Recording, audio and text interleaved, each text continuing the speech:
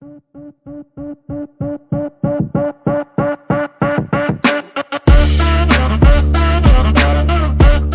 guys, welcome back again to my YouTube channel. So we are going to solve the class 12 current electricity numericals. Okay, तो चलो अभी इसको हम solve करेंगे. सबसे पहले देखो, a battery of EMF, okay, a battery of EMF 4 volt and internal resistance 1 ohm is connected in a parallel with the another battery of 1 volt in a internal resistance 1 ohm. Okay, the combination is used to send a current through an external resistance of 2 ohm. Calculate the current flowing through the external resistance. तो हमें निकालना है current. तो देखो guys, यहाँ पे सबसे पहले जो सर्किट कनेक्टेड है ना, वो है पैरेलल सर्किट. तो हम सबसे पहले क्या करेंगे, इसका गिवन लिखेंगे, सर्किट डायग्राम काटेंगे, फिर इसको सॉल्व करेंगे. सो गाइज देखो, गिवन के अंदर क्या है, अपने को दिया है E1 जो कि था 4 वोल्ट, उसका इंटरनल रेजिस्टेंस था R1, उसका आया है 1 ओम, उसके साथ E2 1 वोल्ट और R2 है 1 ओम. सो गाइस देखो, इसकी सर्किट डायग्राम कुछ इस तरह से आएंगी. दो बैटरीज है जो कि कनेक्टेड है पैरेलल के अंदर.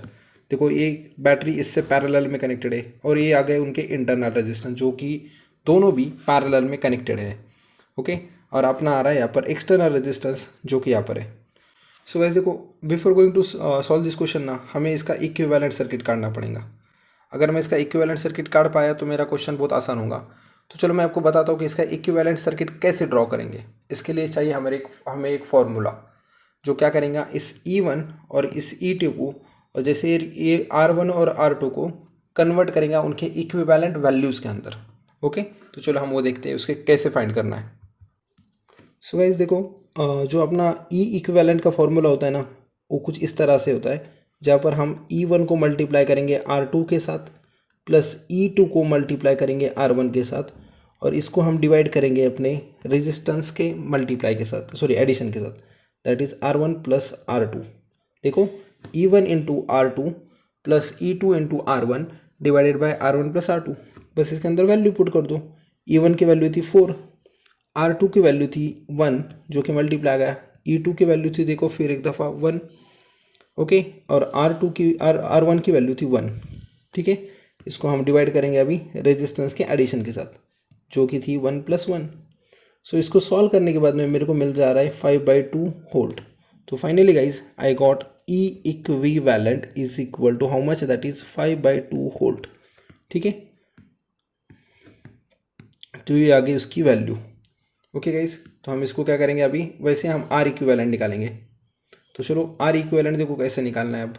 सो we are going to find the R equivalent. So guys, R equivalent का फॉर्मूला जो होता है ना, देखो वो होता है कुछ इस तरह से, that is R1 into R2 divided by R1 plus R2, R1 plus R2, R1 into R2 मतलब 1 इंटू 1, और इसको डिवाइड में कहेंगे 1 प्लस 1. तो अगर मैं इसको सॉल्व कर दूँ तो मेरे पास आएगा 1/2, और रेजिस्टेंस का सिंबल होता है, मतलब उसका सिंबल होता है ओहम. तो देखो गाइज, मेरे पास R इक्विवेलेंट की वैल्यू आ गई जो आ गई 1/2 ओहम. ओके, तो ये आ गई मेरी R इक्विवेलेंट की वैल्यू. सो गाइज, मैंने क्या किया, इस E1 और इस E2 का इक्विवेलेंट निकाल दिया, और इस R1 और इस R2 का इक्विवेलेंट निकाल दिया. तो अब जो नया सर्किट आएंगे ना, वो कुछ इस तरह से आएंगे. देखो मैं अभी ड्रॉ करूँगा सर्किट को. सो गाइज, हमें अपना मिल गया इक्विवेलेंट सर्किट, जिसके अंदर जो है ना, ये वाला हो जाएगा अपना E इक्विवेलेंट, ये आ जाएगा R इक्विवेलेंट, और ये अपना था एक्सटर्नल रेजिस्टेंस. ओके, तो अब हमारा क्वेश्चन सॉल्व करना काफ़ी आसान हो चुका है. तो देखेंगे हम नेक्स्ट पेज के ऊपर इसको कैसे सॉल्व करना है. सो गाइज, अब हम इसको सॉल्व करेंगे. देखो, E इक्विवेलेंट की वैल्यू थी अपनी कितनी, 5/2 वोल्ट, इसकी थी 1/2 ओहम, और R की वैल्यू थी अपनी 2 ओहम. तो देखो मैं यहाँ पर क्या करूँगा, इस दोनों रेजिस्टेंस का इक्विवेलेंट निकालूंगा, इस वाले का और इस वाले का, जो कैसे आ रहा है देखो R इक्विवेलेंट. सिर्फ आपको क्या करना है, ये दोनों सीरीज़ में, तो हम इसको ऐड करेंगे 1/2 प्लस 2. तो गाइज मेरे पास R इक्विवेलेंट की वैल्यू आ जाएंगी, दैट इज़ 5/2 ओहम. तो बस ख़त्म, मेरे पास R इक्विवेलेंट है, मेरे पास E इक्विवेलेंट भी है, राइट ना. तो अभी देखो, मेरा जो V इज इक्वल टू क्या होता है, IR. मेरे को निकालना है करंट, तो करंट क्या आएगा, I is equal to V/R. So V की जगह पे मैं लिख सकता हूँ E इक्विवेलेंट, और R की जगह पे लिख सकता हूँ मैं क्या, R इक्विवेलेंट. सो गाइस देखो, E इक्विवेलेंट की वैल्यू थी अपनी 5/2, और R इक्विवेलेंट की वैल्यू थी 5/2. ये दोनों कैंसिल हो जाएंगे और मेरे को मिल जाएगा 1 एम्पियर. तो मेरे को मिल गया करंट जो कि फ्लो होगा एक्सटर्नल रेजिस्टेंस के अंदर से, वो हो जाएगा 1 एम्पियर। तो आप चेक कर सकते हो, यही आंसर आपके बुक में भी दिया है। तो this is the answer of this question guys. चलो तो गाइज हम सॉल्व करेंगे क्वेश्चन नंबर 11। क्वेश्चन नंबर 11 देखो आपके स्क्रीन के सामने है, आप देख सकते हो इसके अंदर क्या पूछा है। Two cell of EMF 1.5 volt and 2 volt having the respective internal resistance of 1 ohm and 2 ohm connected in a parallel so as to send a current in a same direction through an external resistance of 5 ohm. Find the current through the external resistance. Exactly same question guys, that's why I have written the given of that. Also I have drawn the diagram, circuit diagram of this question. E1 की value थी 1.5, okay, R1 की value थी 1, E2 की value थी 2 और R2 की value थी 2। तो इसका सर्किट कुछ इस तरह से आएगा गाइस, ये आ जाएगा हमारा एक्सटर्नल रेजिस्टेंस और ये आ जाएगा हमारा सर्किट, या तो दो सेल जो कनेक्टेड थे पैरेलल के अंदर। E1 का इंटरनल रेजिस्टेंस R1, E2 का internal resistance R2। So guys फिर एक दफ़ा हमें क्या करना पड़ेगा, इसका निकालना पड़ेगा अपने को इक्विवेलेंट सर्किट। तो देखो इक्विवेलेंट सर्किट के लिए हम सबसे पहले क्या करेंगे, E इक्विवेलेंट और R इक्विवेलेंट फाइंड करेंगे, ठीक है। सो गाइस ई इक्विवेलेंट का जो फॉर्मूला होता है आपने अभी देखा था लास्ट वीडियो के अंदर, जो होता है अपना E1 into R2 plus E2 into R1, और इसको मैं डिवाइड करूँगा अपने रेजिस्टेंस, इंटरनल रेजिस्टेंस के सम के साथ। तो बस इसके अंदर वैल्यू पुट कर दो यार अब। तो E1 की वैल्यू थी 1.5 ना, तो गाइस 1.5 मतलब इस 3/2। तो मैं इसको क्या कर सकता हूँ, 1.5 की जगह पे क्या लिख सकता हूँ, 3/2। तो देखो यहाँ पे क्या करूँगा मैं, ये आ जाएगा अपना 3/2 और R2 की वैल्यू थी 2। वैसे देखो प्लस करूँगा, E2 की वैल्यू थी 2 और R1 की वैल्यू थी 1। इसको डिवाइड कर दो R1 प्लस R2 से, तो R1 था 1, R2 था 2। तो देखो इसको अगर मैं सॉल्व करूँ तो गाइस देखो यहाँ पर ये वाला जो 2 है ना, ये 2 हो जाएगा कैंसिल कुछ इस तरह से, ओके। तो मेरे पास बच जाएगा क्या, 3 प्लस 2 डिवाइडेड बाई 3। तो आई गॉट 5/3 होल्ड। तो ये आ गया मेरा क्या, ई इक्विवेलेंट। वैसे ही गाइज हमें क्या निकालना है, हमें निकालना है आर इक्विवेलेंट। तो वो भी देखेंगे हम आर इक्विवेलेंट कैसे निकालना है, ओके। तो गाइज देखो अब मैं निकालूंगा R equivalent. So R equivalent का जो फॉर्मूला था वो था कुछ इस तरह से, R1 into R2 divided by क्या आएगा, R1 प्लस R2।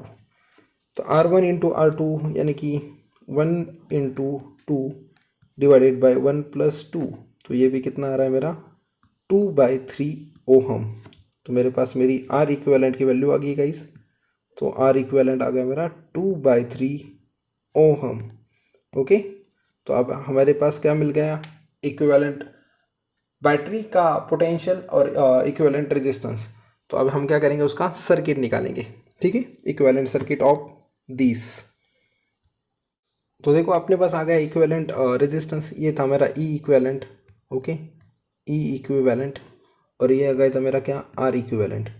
तो ई इक्विवेलेंट की वैल्यू देखो अपने अभी आई थी कुछ 5/3 वोल्ट, तो ये था 5/3 वोल्ट। और इसकी वैल्यू आई थी गाइस अपनी 2/3 ओहम, ओके। और एक्सटर्नल रेजिस्टेंस आर था अपना कुछ 5 ओहम वाला। तो देखो ये दोनों रेजिस्टेंस जो है ना फिर एक दफ़ा सीरीज़ में कनेक्टेड है, तो इनका मैं इक्विवेलेंट रेजिस्टेंस निकाल सकता हूँ कैसे, 2 मिनट। तो इसका रेजिस्टेंस क्या आएगा, R equivalent is equal to क्या आएगा बच्चा, 2/3 प्लस 5। तो देखो इसको अगर मैं सॉल्व कर दूँ ना, सो आई विल गेट समथिंग, इसकी कुछ वैल्यू आ जाएंगी, 3 5 ज़ा 15, 15 प्लस 2 17/3 आ जाएंगी इसकी वैल्यू, ओके। तो चलो अब हम क्या करेंगे, अपना फॉर्मूला यूज़ करके करंट फाइंड करेंगे। You know that V is equal to I R, okay. तो हमें निकालना है आई, तो आई की वैल्यू क्या आएंगी, V/R। तो इसको मैं ऐसे लिख सकता हूँ, V की जगह पर E इक्विवेलेंट और इसकी जगह पर लिखता हूँ R इक्विवेलेंट। तो E इक्विवेलेंट की वैल्यू आई थी गाइज 5/3 और R इक्विवेलेंट की आई थी 17/3। तो इसको मैं ऐसे कर सकता हूँ, देखो गाइज कैसे, दैट इज़ 5/3 और इसको मल्टीप्लाई करूँगा 3/17, तो 3 3 cancel. So finally I got 5/17 ampere. इतना करंट अब में मिल जाएगा जो कि फ्लो हो रहा है एक्सटर्नल रेजिस्टेंस के थ्रू। तो इसी के साथ क्वेश्चन 11 भी ख़त्म हो गया अपना। अब देखेंगे हम question number 12। So guys we are going to solve the question number 12. So question number 12 के अंदर देखो क्या पूछा है हमें. A voltmeter has a resistance. Okay, तो ये होल्ट मीटर का रेजिस्टेंस है जो कि है 30 ohm. What will be the reading when it is connected across a cell of EMF 2 volt and the resistance 10 ohm. तो देखो इसका हम पहले डायग्राम ड्रॉ करेंगे फिर इसको समझ के लेंगे क्वेश्चन को. सो गाइस देखो इसकी सर्किट डायग्राम कुछ इस तरह से आएंगी. यहाँ पर आ जा रहा है EMF यानी कि सेल जो कि अपना है 2 वोल्ट का, जो कि आएगा यहाँ पर E, और उसका इंटरनल रेजिस्टेंस है 10 ओहम जो कि मैं इंटरनल रेजिस्टेंस स्मॉल r से डिनोट करूँगा. ये था वोल्ट मीटर का रेजिस्टेंस. सो गाइस देखो ये वोल्ट मीटर के अंदर है, वोल्ट मीटर का रेजिस्टेंस है. समझने के लिए आप यहाँ पर थोड़ा ध्यान दो, आपको ये समझ में आएगा. यानी कि ये जो सर्किट है ना यहाँ पे, ये मेरा पूरा वोल्ट मीटर है, ये है मेरा वोल्ट मीटर, और इस वोल्ट मीटर के अंदर है अपना उसका खुद का इंटरनल रेजिस्टेंस. तो चलो हम सबसे पहले क्या करेंगे, गिवन लिख के लेंगे. गिवन के अंदर देखो हमें क्या क्या दिया है. सो गिवन के अंदर हमें दिया है EMF जो कि है 2 वोल्ट. उसके बाद में इंटरनल रेजिस्टेंस दिया है हमें 10 ओहम वाला, और वोल्ट मीटर का रेजिस्टेंस है कितना, 30 ओहम वाला. सो गाइस इसके अंदर देखो सबसे पहले हम फाइंड करेंगे इस सर्किट के अंदर का टोटल करंट. ओके, तो सर्किट के अंदर का टोटल करंट देखो कैसे क्या आएगा, हो जाएगा I is equal to EMF V/R होता है ना अपना. ओके, तो यहाँ पर देखो V के जगह में तो EMF आ जाएगा, और यहाँ पे दो रेजिस्टेंस है, एक है वोल्ट मीटर का रेजिस्टेंस और ये है सेल का इंटरनल रेजिस्टेंस. तो दोनों की क्या हो जाएंगी, एडिशन हो जाएंगी. थोड़ा अच्छे से लिखेंगे R+R. सो वैसे को यहाँ पर EMF कितना था, EMF था 2, internal resistance of the volt meter is 10 और 30, और स्मॉल r की वैल्यू थी 10. तो ये कुछ आएगा 2/40. तो इतना करंट जो है ना पूरे सर्किट के अंदर फ्लो हो रहा है 2/40. ओके, एम्पियर वाला. ठीक है, अब हमें पूरे सर्किट का नहीं फाइंड करना है, हमें फाइंड क्या करना है कि इस वोल्ट मीटर में से कितना करंट पास हो रहा है जिसका रेजिस्टेंस कितना है, कैपिटल R. तो देखो वोल्ट मीटर की रीडिंग देखेंगे अपन है ना. तो वोल्ट मीटर की रीडिंग क्या आती है वो देखेंगे. तो वोल्ट मीटर रीडिंग, तो देखो यहाँ पर क्या आएगा, आपको सबको पता होता है V इज इक्वल टू क्या होता है, I इंटू R. तो अब करंट जो है ना सर्किट में से वो आप भी निकाले 2/40, और R मतलब किसका रेजिस्टेंस, उस वोल्ट मीटर का जो कि था 30. सो ये 0 से 0 कैंसिल, 2 3 ज़ा 6/4. तो 6/4 यानी कितना होता है, इसको अगर मैं इसको सॉल्व करूँ तो आई विल गेट 1.5 वोल्ट. तो इतना वोल्टेज होगा अक्रॉस दैट वोल्ट मीटर या तो फिर वो रेजिस्टेंस के अंदर. तो ये रीडिंग क्या करेंगे, वोल्ट मीटर शो करेगा. Hope you are getting this answer. Okay, इसी के साथ हम नेक्स्ट वीडियो के अंदर देखेंगे बाकी remaining question. Thank you so much guys for watching. Please like, comment and subscribe to my channel.